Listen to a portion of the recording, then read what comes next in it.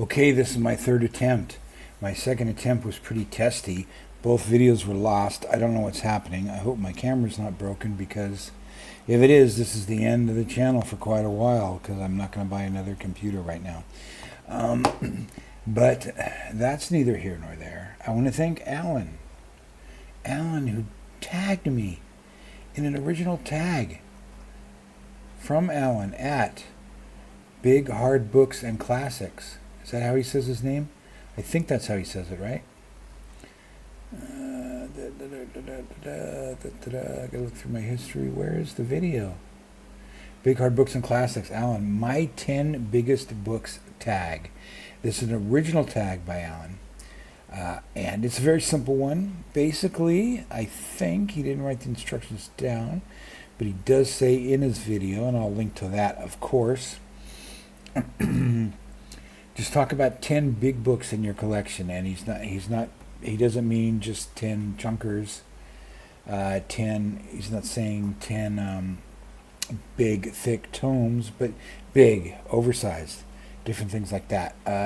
Quite a challenge for me, since I don't own any books at all. Zero, no books. The channel's called Bookless Pete for that reason.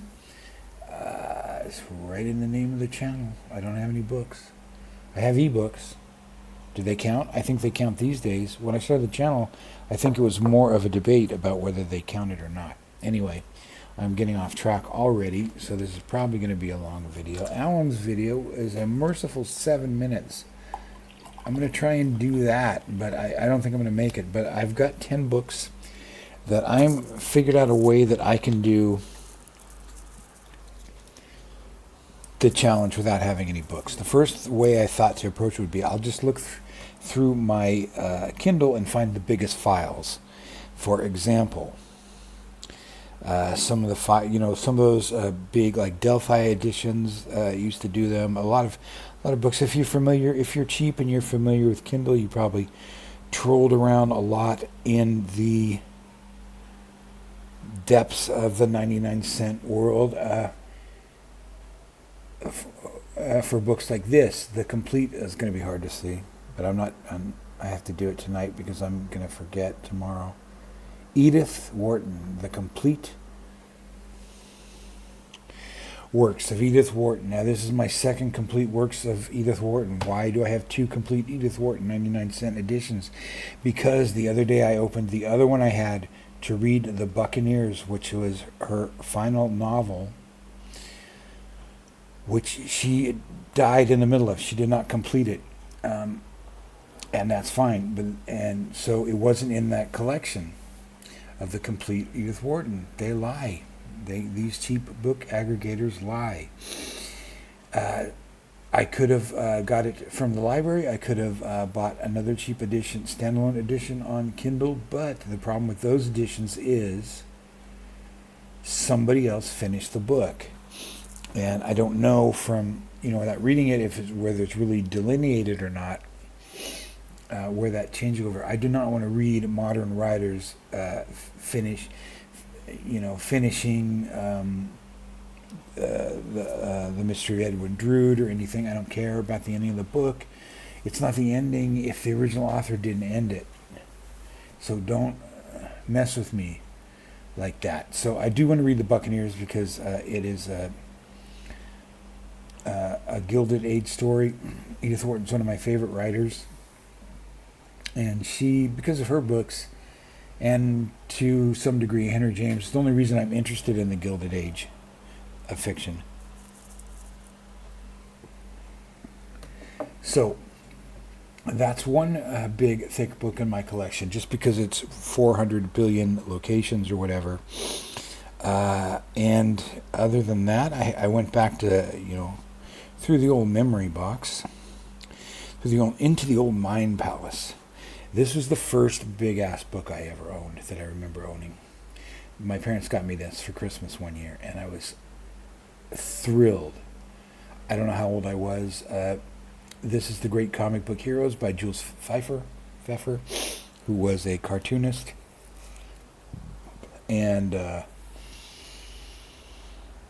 humorist, and many of the things were from New Yorker, drew cartoons, drew these really scraggly cartoons of nebbishy guys, and they're really text oriented.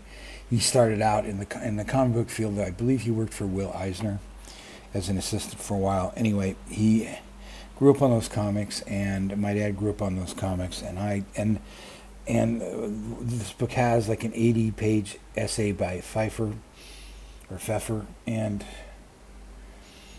a bunch of stories, a bunch of full-color reproductions of early Golden Age comic stories. There was for the first Superman, or one of the first issues of Superman, and of Batman, and of Wonder Woman, and a great story of Submariner, and the Human Torch. That's the only Marvel story, which was fantastic, because it's, people talk about this, later when Stan Lee in the 60s brought in realism to the comics, but even back then, Submariner was much more adult than Batman and Superman.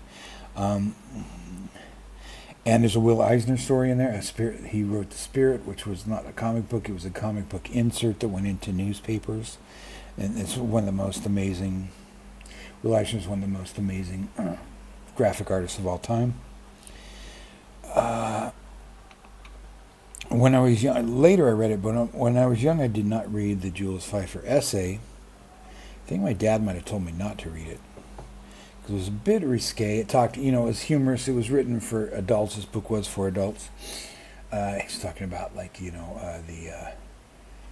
Frederick Wortham, whoever that guy was who tried to ban comics in the 50s, and talking about, the things people accuse comics of doing is of Batman and Robin being a gay relationship, and stuff that people tried to put on comics that clearly wasn't there, but trying to scare parents into not letting people read comics. So there's discussions of that kind of stuff in that book. It wasn't very interesting. I think I just wasn't interested in what he had to say that much, as I was in I read this back to front many times. I had it for many years. Don't know whatever happened to it finally, but I loved it for the full color reproductions of early comic book stories. So that's a really big book I remember from the early days. I was going to do the complete stories of Borges. Here's one a different book I decided to do instead. Borges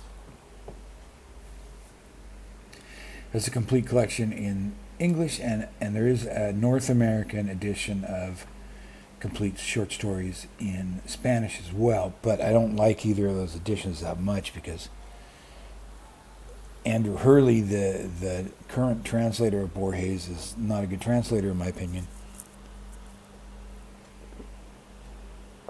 And the complete Spanish version, it commits another sin. It leaves out one story.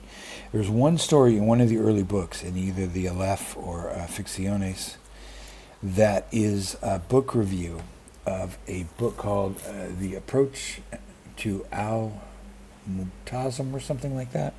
I know I'm pronouncing it wrong, but that's how I always pronounce it in my head, and I don't have it here to look it up. So they left that story out because it is a book review, but it is a book review of a book that does not exist. Borges had the idea to write a book. He decided, I'll just write it as a review. That way I don't have to actually write the whole book. I can discuss the ideas in it.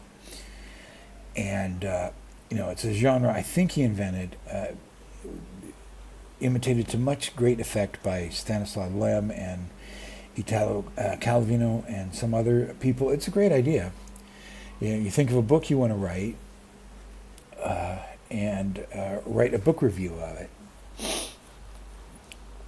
So they left that story out, and that really angers me. So I decided I won't do that big collection, but Borges is a mind-expanding author, and he's one of my favorite authors. So I picked Labyrinths, and this is just a screen download capture off a web search. But if you go into any bookstore in any English language country where they have this, and look for it, and if anyone has it, in their used book stack, it's going to look just like this. It's going to be banged to hell because everybody who owned this book and these other early Borges books read the shit out of them because they're so amazing, so mind-blowing. This one I picked because it is half short stories and half other writings, half nonfiction, which is great because you get to see a bigger picture of Borges and the kind of work he did and what he was all about. Because his nonfiction and his fiction does weave in and out of each other. He talks about, his stories are usually about, sometimes about intellectuals who read all the same writers that Borges read, and they go well together. So Borges will blow your mind like nobody else. So I consider those big, hard classics. Even though that's not the name of the tag is biggest book, so it is big book. So going back to childhood again, this is a book that was very influential on me, not so much because of the stories. This is Again Dangerous Visions by Harlan Ellison. There are actually two books. This was the sequel to Dangerous Visions. The premise was, Harlan Ellison thought that all the good science fiction writers, all the science fiction writers he knew, had at least one story that they could never sell because of controversial issues, and he wanted to collect these. He wanted to buy these stories and give people a good rate for them, because of controversial themes, drugs, sex, whatever, just kind of an absurd. Anything that was just too dangerous for the science fiction magazines of the 50s and 60s. So that was his premise for the anthology. What his impact on me was, because it's so full of ancillary material, Ellison was a big fan of writing introductions and interstitials and things like that. He'd probably like to do that more than he liked to write his own fiction at some time. So every story, and there's 46 stories, every story comes with 2 essays.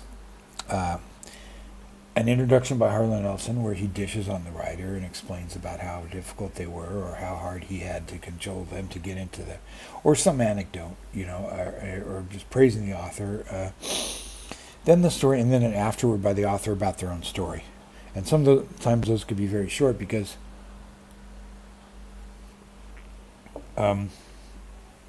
writers, especially at that time, and especially these people mostly from the pulp tradition, were taught like show, don't tell, present your work, don't talk about it, just do it and move on. Very different than today, where writers habitually put out essays about how they wrote their book and everything, and as kind of promotional material. But it was a different world. But it gave me an idea for the first time in my life when I was 13 or so of this whole world of science fiction, of these writers who all knew each other more or less, or argued with each other and had different opinions about things and from each other and knew each other. And so it was opened up to me like that, like these writers of different generations knew each other, mentored each other, and trashed each other, all this kind of stuff, married each other's wives, married each other's husbands, got into all sorts of shenanigans. So it was kind of influential on me on that way, and like, again, consider, and I'm probably a lot of kids my age had the same experience where this is often the first place we encountered these writers. Some of these older writers like Frederick Pohl, Poul Anderson, or whoever. And we're seeing them at their most edgy, quote unquote, or a lot of the stories are frankly not that good. A lot of the stories, I think, looking back, were probably rejected more for other reasons than just controversial content.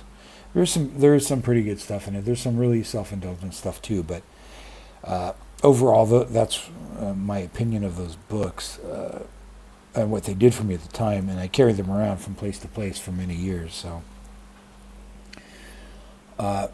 This is just a giant-ass book. It's I love Black Lizard, the publisher, and I love Otto Penzler, the editor, who runs the Mysterious Press, and and out of his bookstore, his ancient bookstore in New York City, the Mysterious Bookshop, a great important editor and champion of classic hard-boiled fiction.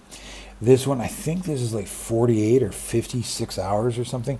The reason I'm saying I'm cheating is because I have it as an audiobook. But it is a giant-ass book if you ever see it. And there's a few others like this. He did one, the big book of Black Mass. I think there's like 4 novels in this book, in addition to hundreds of short stories. So it's just a big compendium. So it's nice to always have around. The audiobook is horrible because the table of contents is just a joke. Every track on the table of contents is just labeled like part 1, part 2, part 3, and they're not even divided up in between full stories. So you cannot use the table of contents. There's no table of contents essentially for the audiobook version, because there's no names of stories. There's no names of authors. There's nothing. It's ridiculous. But I got it as a freebie, so I keep it around. But what I did read of it when I owned a copy was great. There's many great stories in it. Early Earl Stanley Gardner, before he was doing Perry Mason, he was doing these kind of really rough and tumble stories. And just a lot of stories by people that are forgotten, but also many of the classics of the time. So what else have I got here? Oh, okay, how can I do a tag without mentioning P.G. Wodehouse? It seems like I mention him all the time. Can you see this? The World of Jeeves. This book is... I had to get rid of everything when I moved, when I left home at the young age of 62 with barely a sou in my pocket. And I just wanted to take one bag. I didn't want to put anything in storage because my furniture is all junk and stuff. So the only thing I would keep would be books, but it would be absurd to keep books up in the far northwest corner of the country without knowing where I was going to go and whatever. So I had to give up. And this book I actually did consider almost taking on the road. But it's like 650 pages. Would be a lot of room in a bag. Here's probably, if you get it today, that's probably the cover you're going to see. Sorry about the glare. I should have done this one during the day, but like I said, this is my 3rd attempt. My camera keeps crapping out, so I don't know if what's going to happen. So I'm really doing this more as an experiment. All right, so what can I say about Jeeves and Wooster? They're just a delight. I would go into more, but I'm kind of tired, so I won't.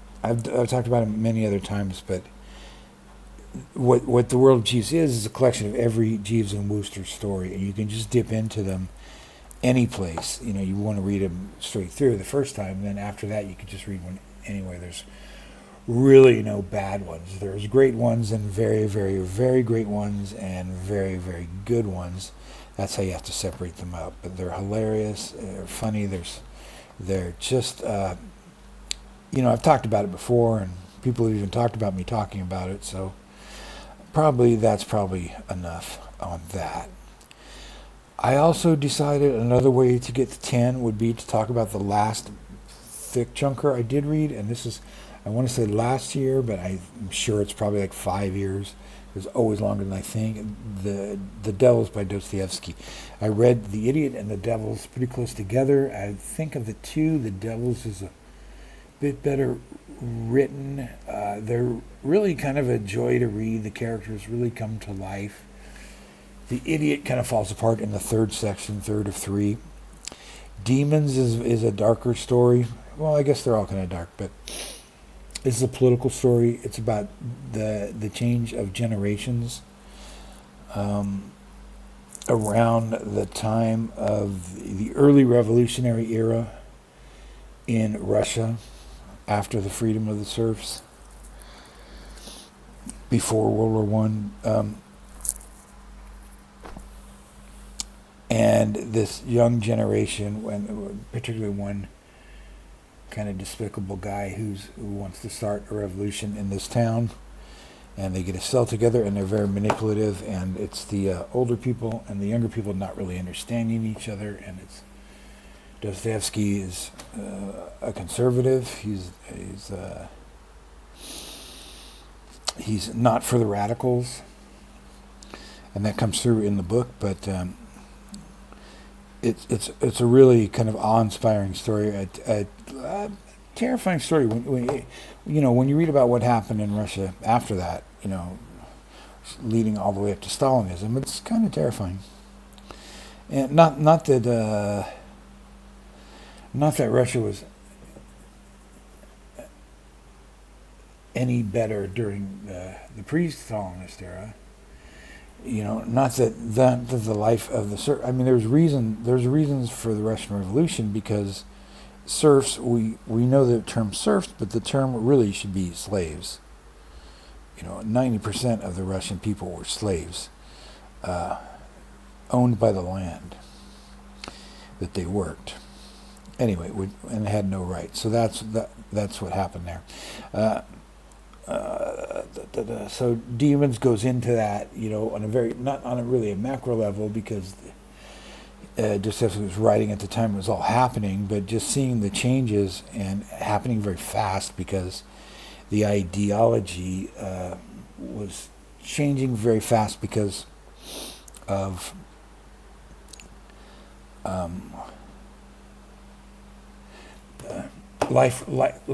culture was changing fast, the way it does today, like the way culture does today, where we have these generations that we all know the names of, X, Y, Z, or X, Z, Y for some reason, and the baby boomers and the millennials and all that have very different life experiences, because culture is changing so fast because of technology. But at that time it was changing so fast because of political movements and technology, I guess, too, you would say, because of factories and automation and things like that coming in. But I lost my page again.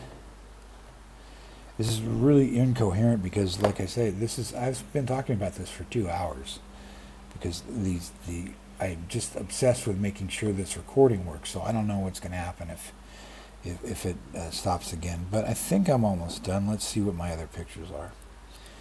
My other screen caps. Can't find them now.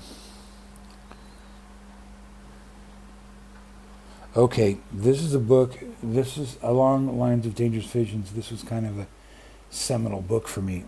I know you can't see this, but what this is, oh my Lord, why bother? Well, you can see it's a Philip K. Dick novel. What it is, it's a trilogy. It's the Valis trilogy, which is what they call, which was not marketed as a trilogy in his lifetime, but he died shortly before his last book was published, and then they got the bright idea to just call everything a trilogy, because that's what we do now. It's a series. You got to get everyone the series. But it's the last 3 books he wrote. It's Valis, it's The Divine Invasion, and it's The Transmigration of Timothy Archer. And they're amazing books. Divine Invasion is the only one that's really science fiction. Valis, published as science fiction, was the first Philip K. Dick book I bought when it was released new on the stands.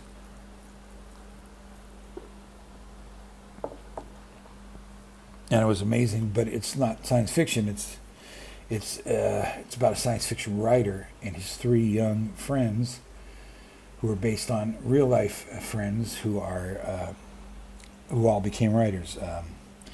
Tim Powers wrote Anubis Gates, and James Blaylock, who wrote All the Bells of Earth and many other stories around that time. I'm not sure he's still writing. And K.W. Jeter, who wrote Dr. Adder and many cyberpunk novels. And then later did he did some tie-ins. He even did a sequel to the Blade Runner, a sequel to Android Stream of Electric Sheep, which, I hope they paid him well for that. So that's Valis, and they go to see a movie, which is clearly, if reading at the time, I don't know if it would come through now automatically, but if you read this book new, and you see the main character, Horse Lover Fat, which is his name, which is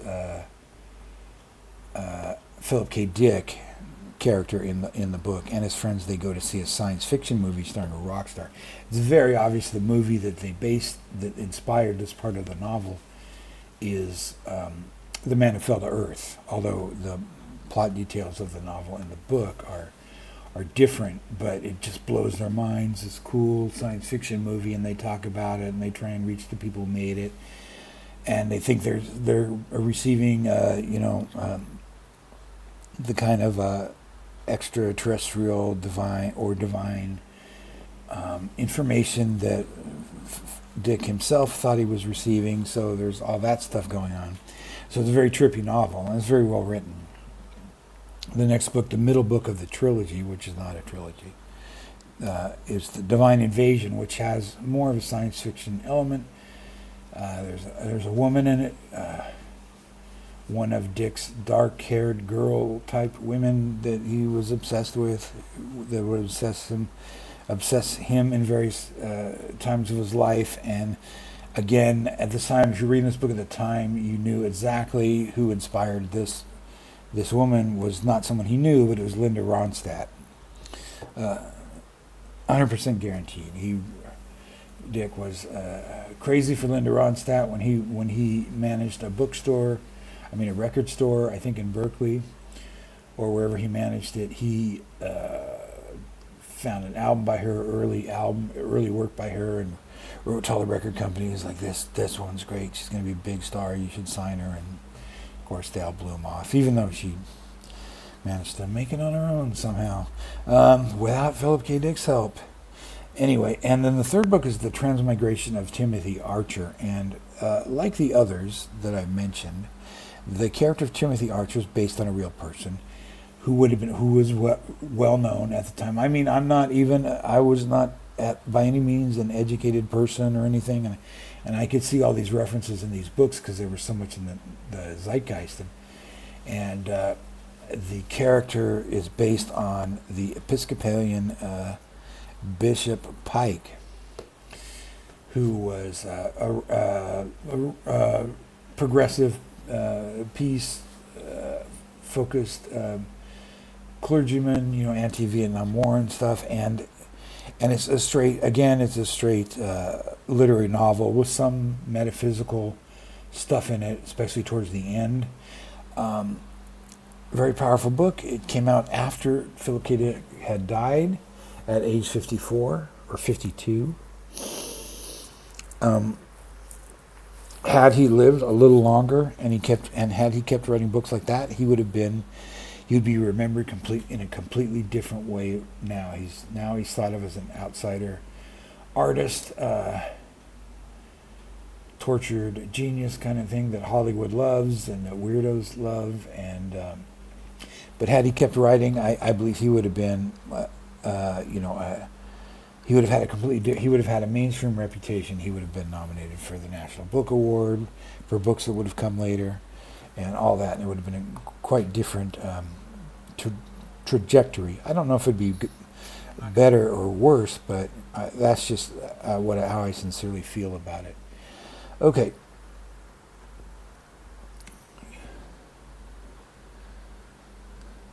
Pause for effect. Oh, I lost the icon. All right, so how many more have I got left here? I can't even find what I...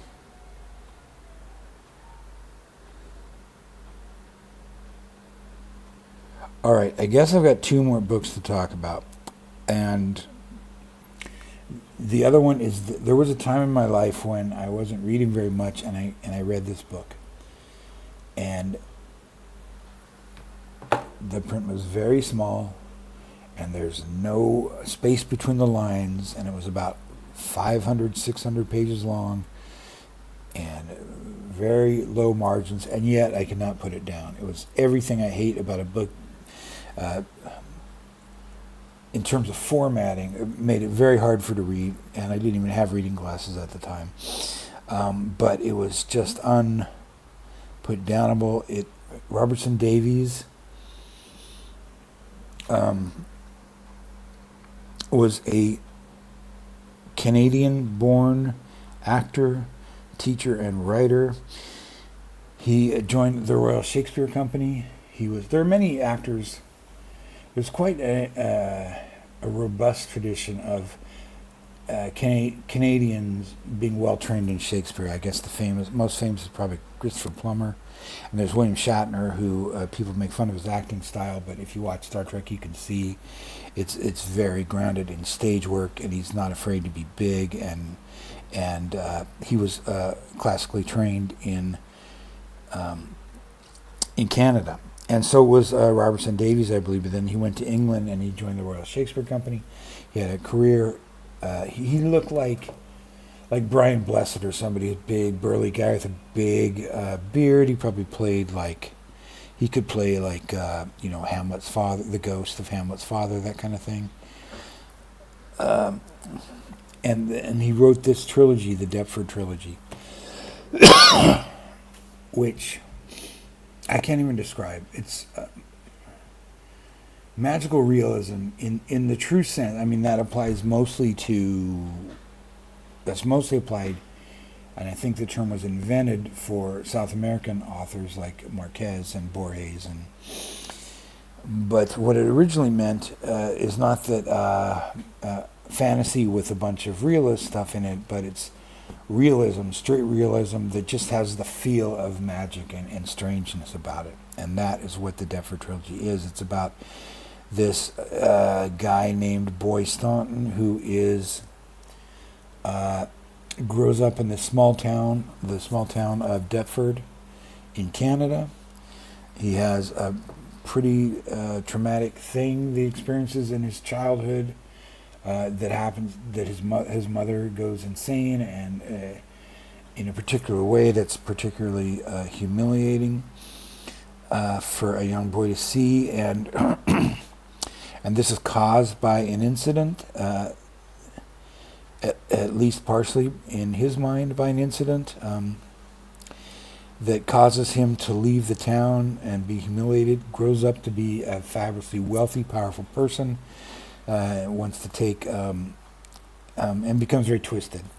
It's 3 books. The Fifth Business, which is a term from theater, which I don't remember the name, what it is right now. Then World of Wonder, and then the Manticore. It's the second book. The third book is the World of Wonders, and they just take over.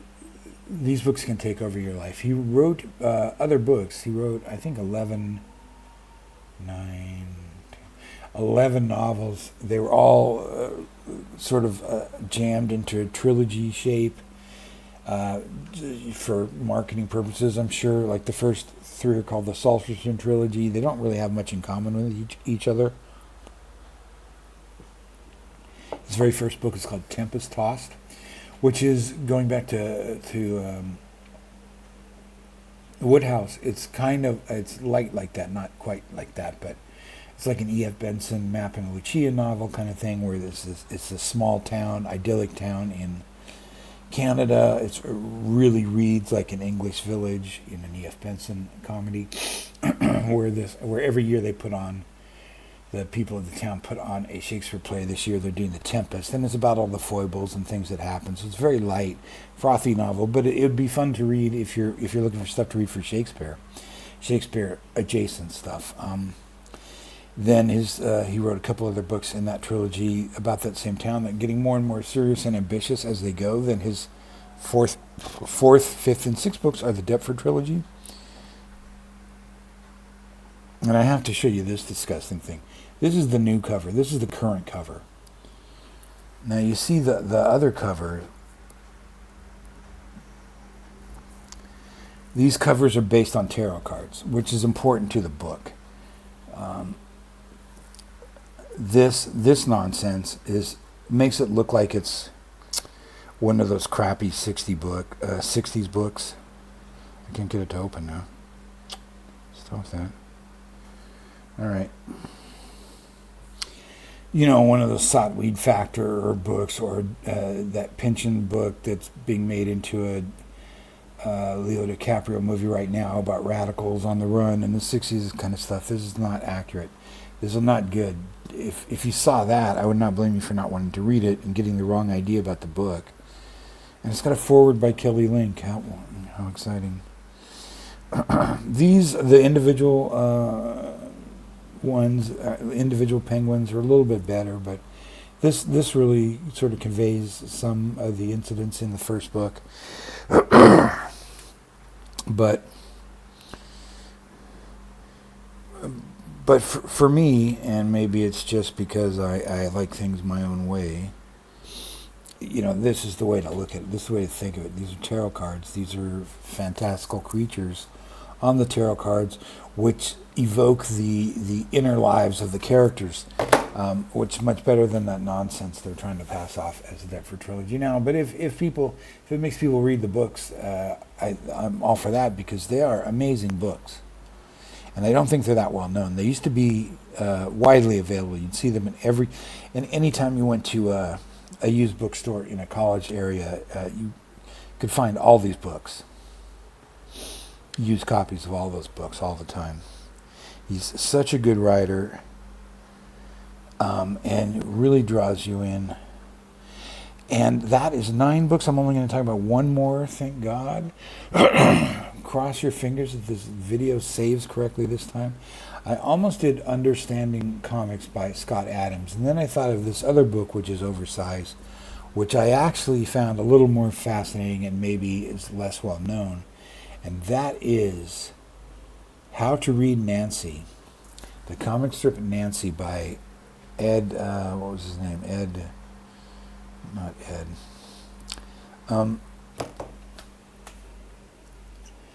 It takes one comic strip from the Nancy comic, I think it's one strip from the 50s or something, breaks it down.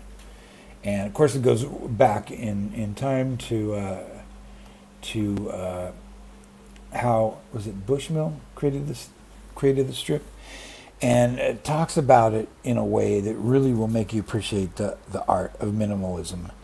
You might not have ever thought about Nancy or just chuckled at it, whatever, or you might even not know about it because it's the original strip ended many years ago, although there's someone doing it now. But goes through all the different iterations, how the character came about, and just discusses the beauty of simplicity, where something that looks so easy and so intuitive really was brought to life with a lot of technique, a lot of creativity, a lot of experimentation, and a lot of passion for the work and a lot of talent.